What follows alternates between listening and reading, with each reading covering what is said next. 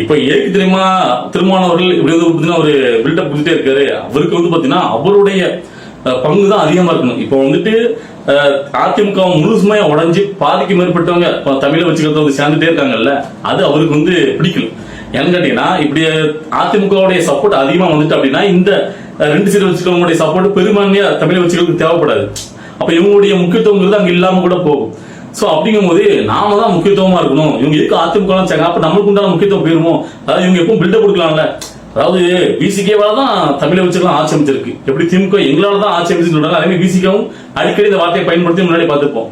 அப்படி பேசிட்டு இருந்தா தான் இவருக்கு அடுத்தாப்புல துணை முதல்வர் ஏதாவது ஒரு பதவி கொடுங்க, பதவி கொடுங்க எல்லாரும் பேசிக்கலாம்ல. அதுக்காக ஏன் எதுக்குன்னு கேட்கிறேன்.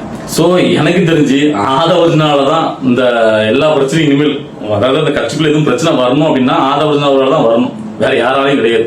ஏன்னா அவர் தான் பாத்தீங்கன்னா இந்த அதாவது முதலமைச்சர் விஜய் அவர்களுக்கு இந்த ஆட்சி அமைக்க தேவையான இடங்கள் வேணும்னு தேவைப்படும் போது விடுதலை சிறுத்தை கட்சியை தான் கூப்பிடணும், இப்படி வந்து இங்க திமுக கூட்டணியோட தான் கை வைக்கணும்னு சொல்லி தேவையில்லாம ஐடியா கொடுத்து இந்த இடத்துக்கு உள்ள கூட்டு வந்ததுக்கு காரணம் அவர் தான். சோ இல்லன்னு கேட்டீங்கன்னா அதிமுக உடச்சியப்போ முதலமைச்சர் விஜய் நீங்க நினைச்சிருப்பாரு, செங்கோட்டையன் அதுக்கு பக்கபலமா இருக்காரு, பாமக இருக்கு. சோ பிரச்சனை இல்லாம கொண்டு போயிருக்கலாம் அந்த 5 வருஷத்தை. தேவையில்லாம இவங்களை உள்ள தூக்கி போட்டு யாராவது சொல்லுவாங்களா? அதாவது அமைச்சரவையே பங்கு பெற்றாச்சா, ஆனா அவங்க கூட்டணி இல்லையா, அந்த அமைச்சர் வந்து எப்பனாலும் வெளியே வருவாங்களா அப்படின்னு சொல்லி விடுவாங்களா. சொன்னதுக்கு அப்புறம் வந்து பாத்தீங்கன்னா எந்த காலத்திலயும் நாங்க வந்து பாத்தீங்கன்னா உங்க ஆட்சி கவடத்துக்குலாம் நாங்க வந்துட்டு நாங்க காரணமா இருக்க மாட்டோம், உங்களுடைய ஆட்சியை நாங்க எப்பவும் கவிழ்க்க மாட்டோம் அப்படி வேற பேசிக்கிறது. இப்படி ஒரு உருட்டு விட்டுறது, அப்படி ஒரு உருட்டு விடுறது, எதையா எடுத்துக்கிறது. அன்பார்ந்த என்னுடைய விடுதலை சிறுத்தை தோழர்கள் அனைவருக்கும் வணக்கம். இன்னைக்கு பேசக்கூடிய ஒரு பதிவு யாருன்னா, பொல்லாதவன் என்கின்ற ஒரு யூடியூப் சேனல் வச்சுக்கிட்டு உண்மைக்கு புறம்பான செய்திகளை தொடர்ந்து விடுதலை சிறுத்தைகள் மீது காழ்ப்புணர்ச்சியோடு விடுதலை சிறுத்தைகளை மட்டுமே பேசக்கூடிய ஒரு நபர் தான் இந்த நபர். என்ன சொல்றாரு, அதிமுக உடஞ்சிருச்சு, அதிமுக இருக்கக்கூடிய நிர்வாகிகள் ஃபுல்லாமே தாவேக்காவுக்கு வர்றாங்க, இதை வந்து பிடிக்காத திருமாவளவன் அதை வந்து தன்னை தக்க வைத்துக் கொள்வதற்காக தங்களுக்கு தான் முக்கியத்துவம் வேண்டும் என்பதற்காக பில்டப் பண்றாரு அப்படின்னு இந்த நபர் பேசுறாரு. அந்த நபருக்கு என்ன தெரியும், 2 சீட்டை வச்சு அதான் சொல்றேன், அந்த 2 சீட்டு தான் அன்னைக்கு ஆட்சி பெரும்பான்மையை நிரூபித்து காட்ட வேண்டும் என்ற ஒரு சூழ்நிலை இருக்கும் பொழுது ஒட்டுமொத்த மீடியாவும் ஒட்டுமொத்த தமிழ்நாடுமே காத்துக்கிட்டு இருந்தது திருமாவளவன் என்ன சொல்ல போகிறார் என்று. வலதுசாரிகள் அனைத்துமே தமிழக வெற்றி கழகத்துக்கு ஆதரவு கொடுக்கும் போது இவர் எங்க இருந்தாரு, ஏன் அந்த பதிவு அன்னைக்கு போட வேண்டியதானே? திருமாவளவன் பில்டப் பண்றாரு. அவர் எங்க தலைவர் என்ன சொல்லியிருக்காரு, அந்த காணொலியை நீ முதல் நல்லா படிக்கணும், இல்ல நல்லா பார்க்கணும். அப்புறம் அந்த நபர் என்ன சொல்றாரு, அதிமுகவில இருந்து உடஞ்சு எல்லாருமே வந்து செங்கோட்டையனுடைய தலைமையில வந்து தாவேக்காக்கு வந்துட்டாங்க, பாமகவை உள்ள கொண்டு வந்து 5 வருஷத்துக்கு எந்த ஒரு பிரச்சனை இல்லாம ஆட்சியை ஓட்டிடலாம் அப்படின்ற ஒரு விஷயத்த அவர் சொல்றாரு. சரி, அன்னைக்கு பெரும்பான்மை நிரூபிக்கும் போது ஒரு சூழ்நிலையில் இருக்கும் போது தமிழக வெற்றி கழகம் அன்னைக்கு எங்க போச்சு? அதிமுகவுடைய இயக்கத்துடைய பாமகவும் ஏன் என்று சொன்னால் அன்னைக்கு வந்து பாஜகவுடைய அவருடைய கூட்டணியில் இருந்தாங்க, வெளியே வர முடியாத ஒரு சூழ்நிலை, ஆதரவு கொடுக்க முடியாத ஒரு சூழ்நிலை.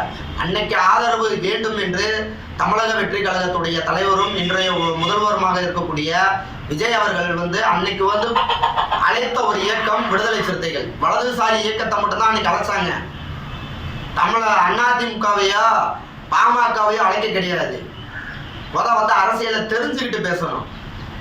திருமாவளவன் துணை முதல்வர் ஆசைப்படுறாருன்ற துணை முதல்வரா அன்னைக்கு இருந்த ஒரு சூழ்நிலையில் திருமாவளவனை முதல்வராக்க வேண்டும் என்று திமுகவும் சரி அதிமுகவும் சரி முன்மொழிந்தார்கள்.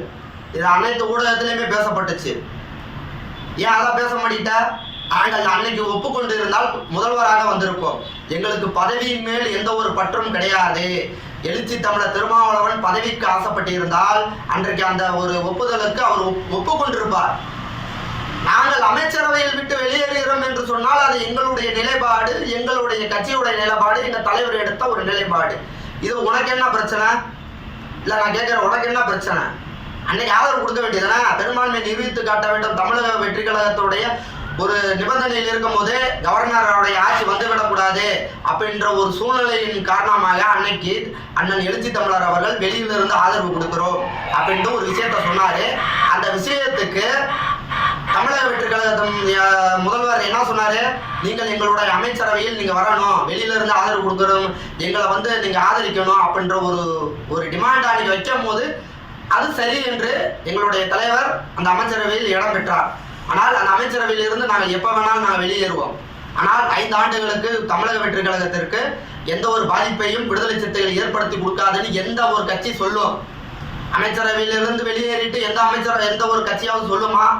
அப்ப அதுல இருந்து நீ சிந்திச்சு இருக்க வேண்டும். விடுதலை சிறுத்தைகளை காழ்ப்புணர்ச்சியோட பேசுகிறோம், நம்ம அவர்களை பேசி நம்ம வளரலாம் அப்படின்ற ஒரு பிற்போக்குவாத ஒரு செயலை விட்டுருணும். இதோட பொல்லாதவன் யூடியூப் சேனலை வச்சு ரன் பண்ணிக்கின்ற அந்த நபருக்கு தான் இது எச்சரிக்கை. உங்களுக்கு